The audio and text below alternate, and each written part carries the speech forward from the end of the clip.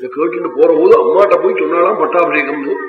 அப்ப அம்மா என்ன பண்ணிட்டு இருந்தாருன்னாலும் வால்மீகி ரங்கநாதனுடைய காலில் போய் நமஸ்காரம் பண்ணி என் குழந்தை ராமனுக்கு ஸ்ரீ சமிருத்தி வேணும்னு கேட்டுட்டு இருக்காளா. தத்ரதாம் பிரவணாதேவ மாதரம் கௌமவாசினி வாஜ்யதாம் தேவதாகாரே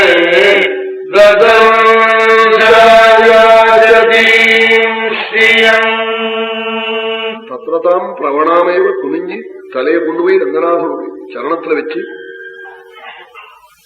உயர்ந்த பன்னாடைய கட்டிக்கிட்டு ஆயாச்சதீம் ஸ்ரீயம் ஆனரையா கேட்கிறாளா. யாச்சதீம்னு சொன்னா போதும்.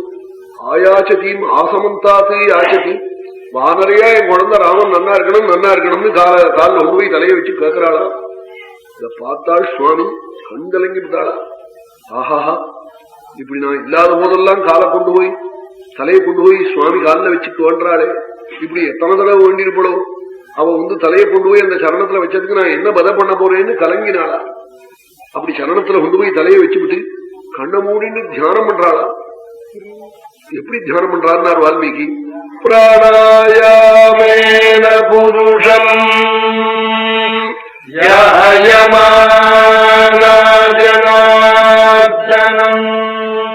அஷ்டாங்க யோகத்தால ஹிருதய கமலத்துல ரங்கநாதனை பார்க்கிறாளாம்.